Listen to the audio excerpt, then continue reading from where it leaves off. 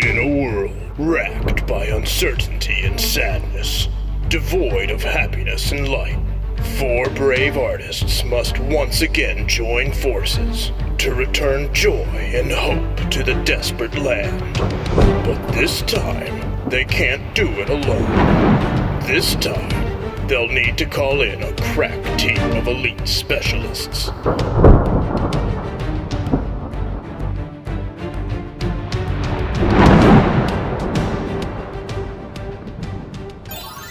Greetings, Earthlings! Welcome back to my channel. My name is Raquel, and more importantly, welcome back to the Monster Bash! In case you missed it, back in October, me and some of my friends, so talented, if you're not already following Bill, Luke, and Trent, be sure to just pause the video and go do that right now. We came up with this concept to create monsters. And we had so much fun with this concept that we decided we wanted to do it again, but this time bigger, better, and with tons more talent. All of these creators are so inspiring and amazing, and I could spend like easily hours just talking about how great their content is.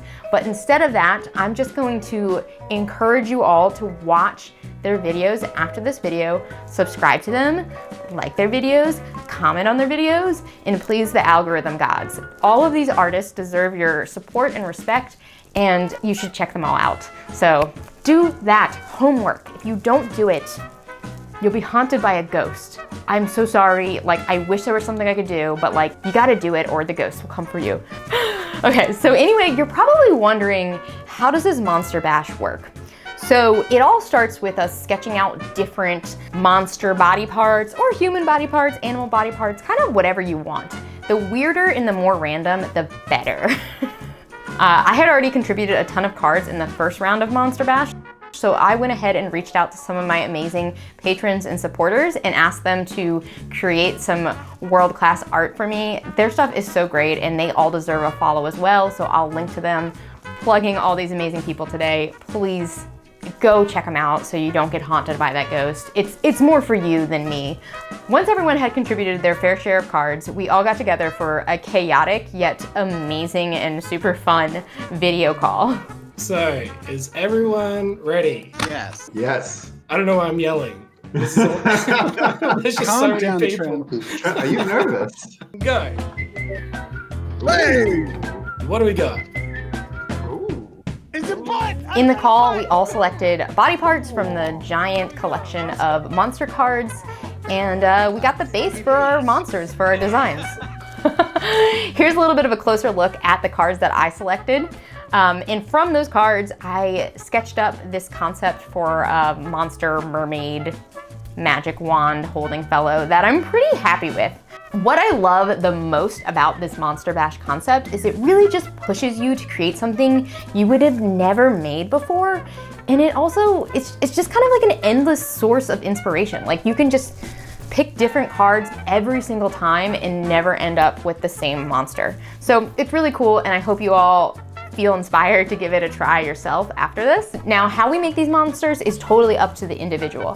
Last time we all made sculptures, but you could do a painting, you could do a 3D sculpt, you could do an interpreted dance, like it doesn't really matter. Like whatever, you know, fills your heart with joy, go for it. I, however, am an absolute fool, and I thought it would be a really smart idea for the biggest artist collaboration of my life with people that I respect and admire to try something new that is certainly not gonna go smoothly for me. So I have some ambitious ideas that I'm not the most confident about, but I'm really excited about. So let's get to work.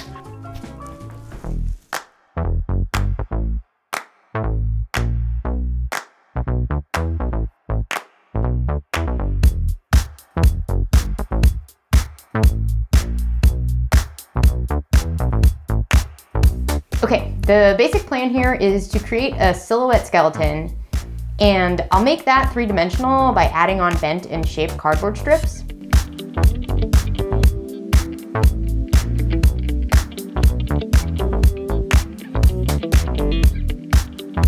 I plan on using hot glue for pretty much everything, so I had to call in the big guns.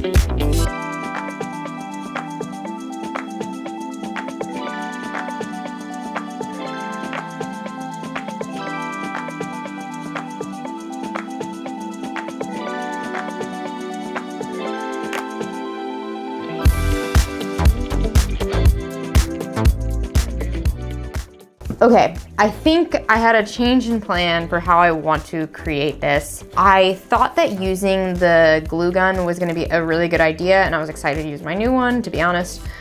But it takes so long to cool and like keep shape that I don't think it's a good choice for making this first like skeleton part of the sculpture, because I need things to stay in place and I need them to stay in place properly. So I'm gonna switch to using masking tape for a little bit and see if that is easier to control and work with. And then when I go in to add like the cardboard details closer to the end, the fine cardboard details, I'll switch back to using the glue gun. All right, plan, let's go.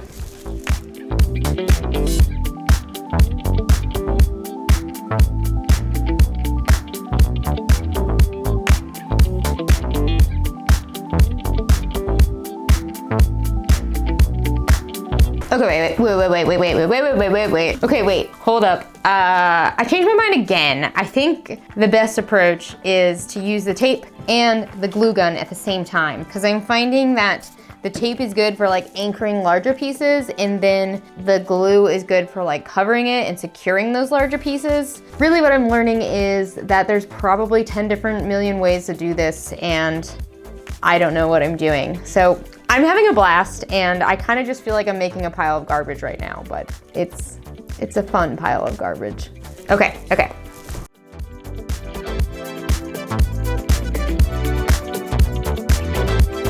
Once I started using the tape and glue at the same time, things started to move along a lot faster.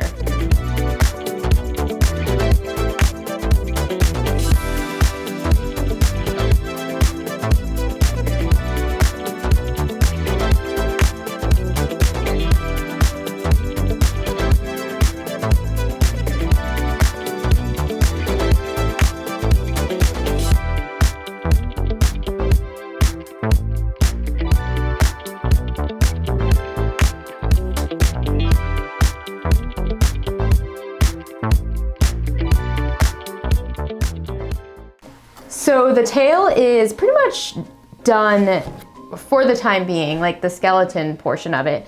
This has been like a weirdly relaxing activity. Not really what I expected. I expected sculpting with cardboard to be more fast-paced for some reason, but I'm finding that like I need to take my time and hold it on there as the glue kind of cools. But it's kind of nice. It's nice to just kind of do the same thing over and over again in an artistic way. It also feels really good to be using this crazy stash of boxes that I've been accumulating over the last year or so. I'm sure you have some boxes sitting around at home as well, and you know, I recommend this activity. I'm also very curious to see what my final count of glue sticks used is going to be. It's going to be a lot. So next up here, I think I'm going to attempt to make some hands. I think I need to complete the silhouette before moving forward. So I'm gonna try to make some hands. Hands suck, so wish me luck. But so far so good, and I'm having a lot of fun with it. And like I said, recommend this activity. Try it, let me know if you do. Have fun with it. I'm having fun with it. Live your best life.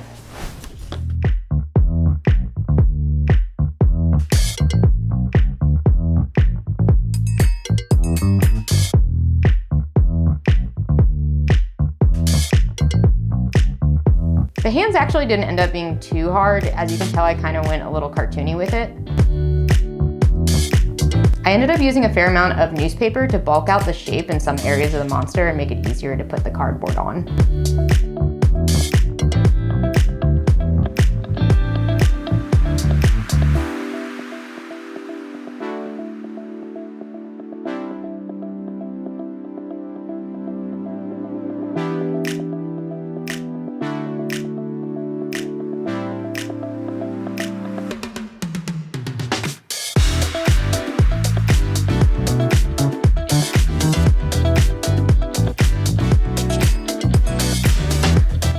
So many scales. This section alone took days and days, but I'll save you the time and the footage.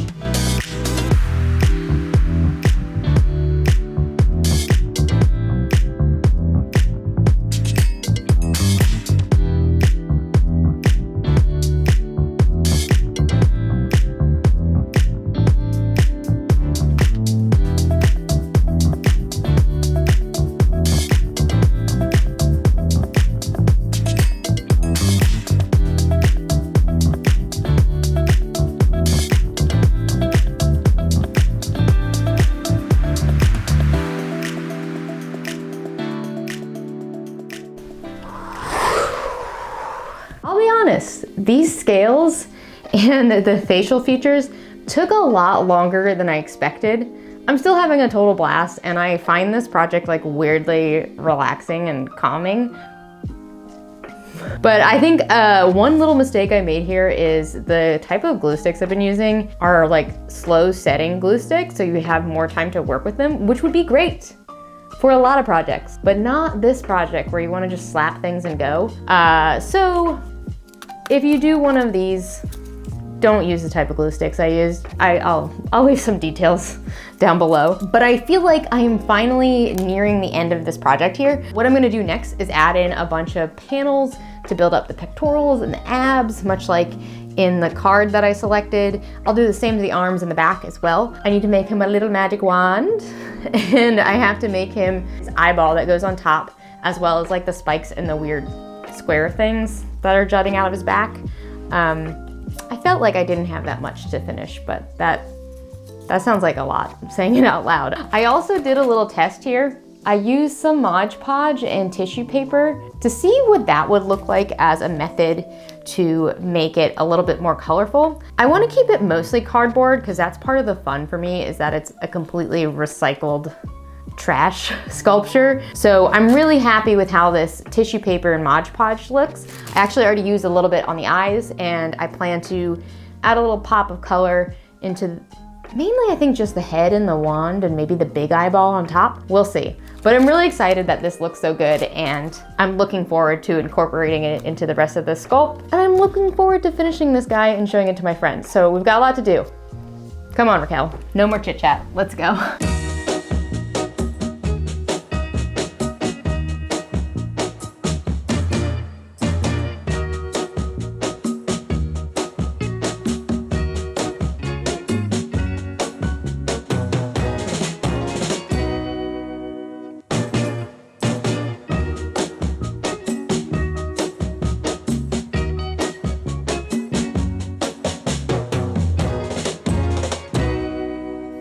Making his eyeball was probably my favorite part of the entire process.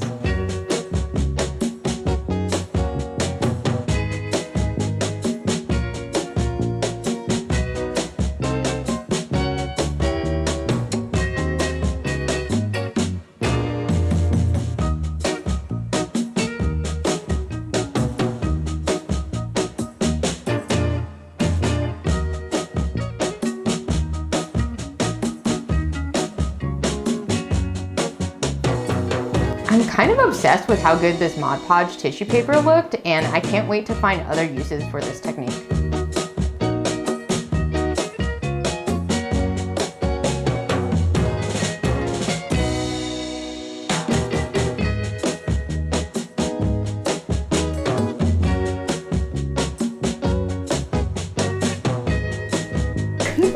So the cardboard monster merman is done, and I'm so stoked with how it came out, and I can't wait to show it to my friends, and then I'm gonna show it to you all. So let's go ahead and get that big reveal rolling.